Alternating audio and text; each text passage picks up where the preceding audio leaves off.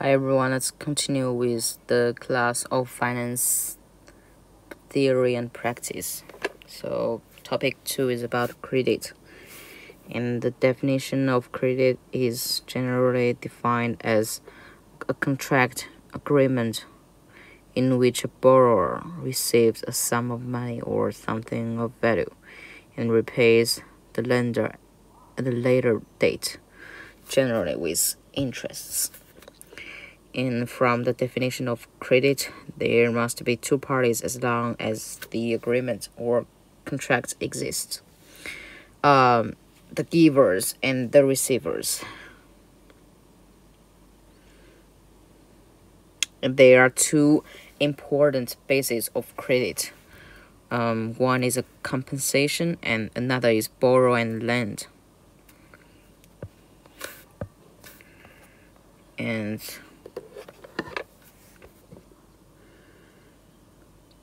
so I think my teacher talked about the foundation of modern credit activities.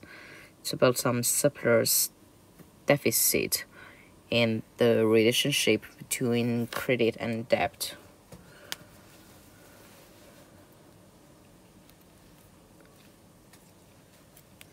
So there are 5 different parties: individual and non-financial business sector and financial business sector and the government and overseas sector. And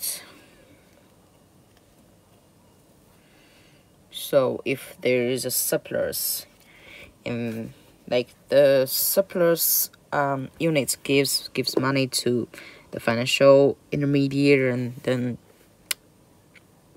the intermediary gives money to the deficit units, and that's called financing, right? So we have direct financing and indirect financing, and like my teacher talked about the advantages and disadvantages of direct financing, and the disadvantages are it's reasonable capital flowing and structure.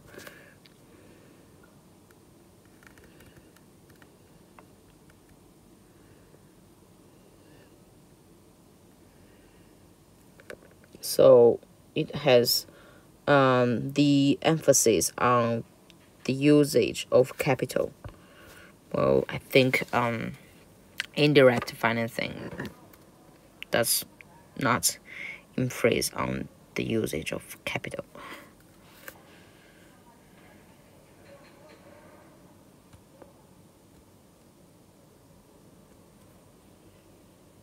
So this is the third advantage, and it has low costs.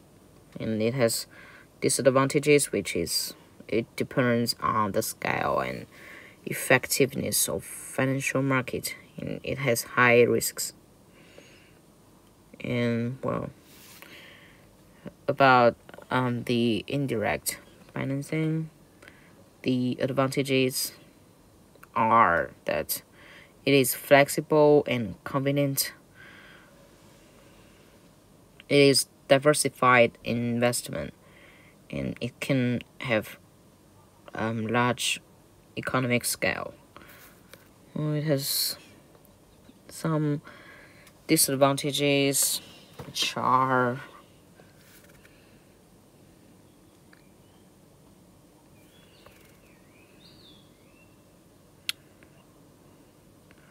a relative low concern on the capital expenditures.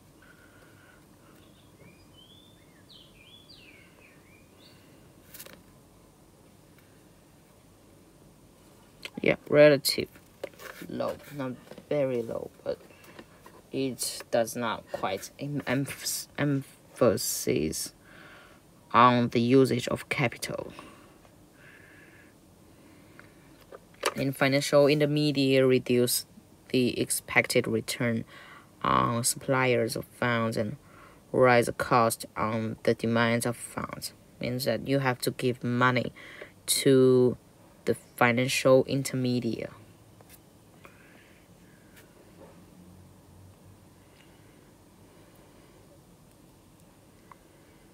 Effects of credit increase the effective and efficient of the surplus capital with risks.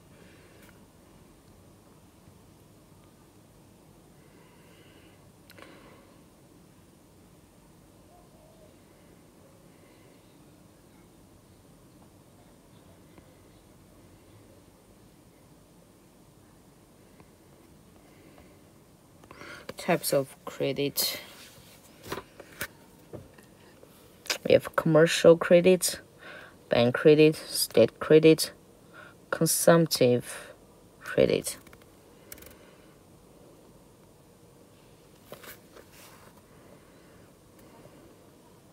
Commercial credit.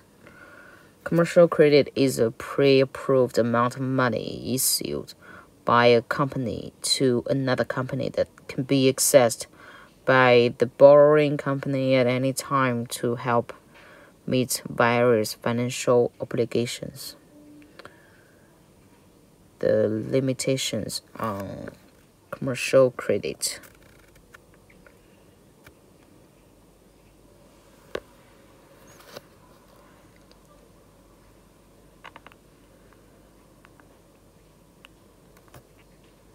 It is widely existed in both domestic and international trading activities.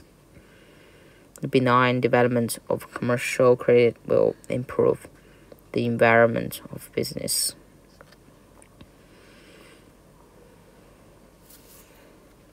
Limitations, scales, directions, time period. Commercial papers. Commercial paper is a commonly used type of unsecured short-term debt investment issued by corporations, typically used for the financing of payroll, accounts payable, and inventories, and meeting other short-term liabilities. Features of commercial papers: form of security, regulated form and content, unconditional security, made transferable. Promissory notes and money orders. Commercial bills. A promissory note is a financial instrument that contains a written promise by one party, the note's issuer or maker, to pay another party, the note's payee, a definite sum of money, either on demand or at a specified future date.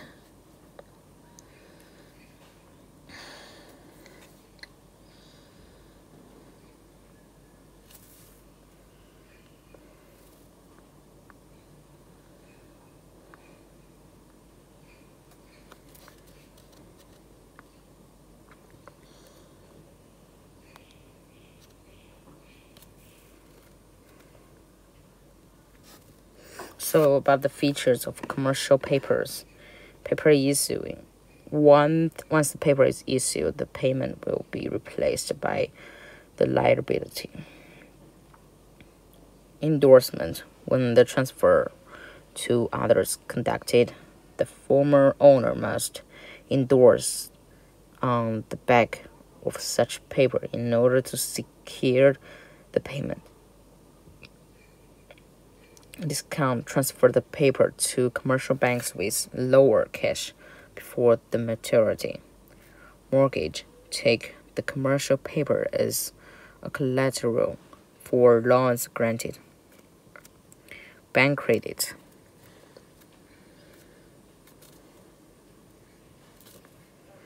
Bank credit refers to the amount of credit available to a business or individual from a banking institution in the form of loans, Bank credit, therefore, is the total amount of money a person or business can borrow from a bank or other financial institution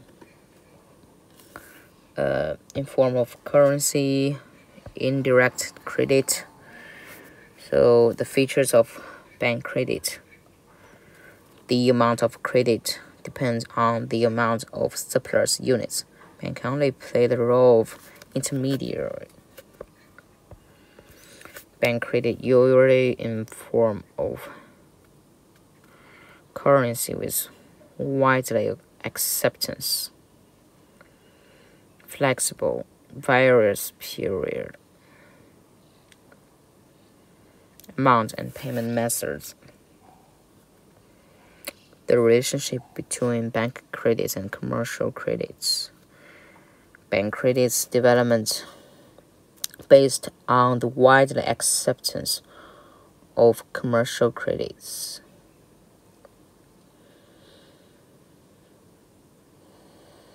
Bank credits overcome the limitations of commercial credits. Bank credits improve the development of commercial credits.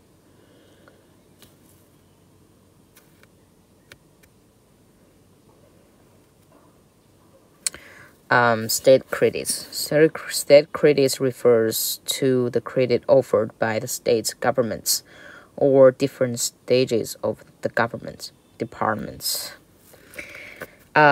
Instruments of state credits: central government's bonds, local government's bonds, government's granted bonds, government as guarantors, not the issues of such bonds. Consumptive credit. Consumer debt consists of personal debts that are owned as a result of purchasing goods that are used for individual or household consumption. Credit card debt, student loans, auto loans, mortgages, and payday loans are all examples of consumer debt. These stand in contrast to other debts that are used for investments in running a business or debt incurred through government operations. Typical form: sale on credit, installment payments, consumer credit services. The effects of consumptive credit. Normal development of consumptive credit will improve the circulation of commodity goods and therefore stimulate the production of goods and economic growth. And consumptive credit offers various channels for the premature consumption for consumers, which improve the quality of other life and effective work. Normal development of consumptive credit will speed up the development of new technologies and new products. So this is about the topic to the chapter 2 or the second class.